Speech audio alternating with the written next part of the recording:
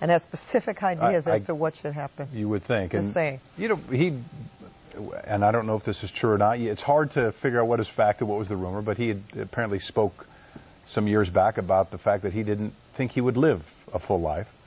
That's not unlike artists, by the way. That's not unlike artists to think that they're not going to make it, fully. No, they sing about it. But remember, at one point, he was. There were stories about his body being in a chamber to actually prolong, hyperbolic chamber to extend his life. So.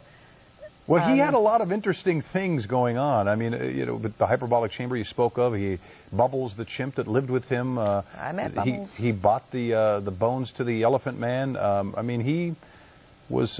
He had a full-on zoo at Neverland Ranch. Every animal imaginable. Of course, the llamas and the giraffes.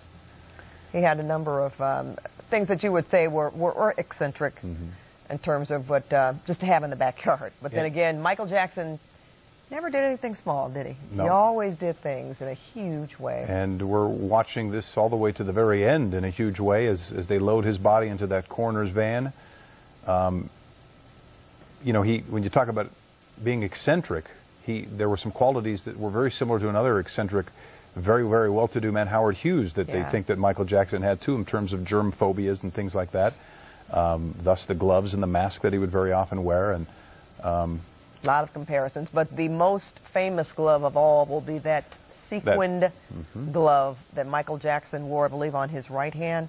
I mean, there have been so many replicas, and they already have some of his items on display. Remember, he just called off an auction. He's going to have an auction off some memorabilia in terms of raising money. So they already have some items on display, but I'm sure the Smithsonian or these artifacts will forever now be treasured, that's for sure. It's interesting that you say that because he did find himself in some financial difficulties after, the case, the molestation case, which he was acquitted of. I think didn't Neverland go into foreclosure at that time? Somebody was supposedly going to come in and rescue it, and I don't think that ever happened. But he was thought at one point to be worth about $1 billion. And that would include not only just his own work, but he even purchased the library to the Beatles music at one point. That was the most prolific in terms of the recording industry. That was a major deal. In fact, I think couldn't understand how that happened. But it drove a wedge between, I think, he and McCartney for a little while because they did some music together, and I think McCartney was the guy that actually suggested to him, hey, if you get your hands on a good music library, you can make a lot of money. Yeah, well, that was an unprecedented purchase. So, as he did some things that people question. On the other hand, and we talk about him being like a teenager in a lot of ways, he was a very shrewd businessman. In terms of, especially to make a deal in that fashion. Oh, absolutely.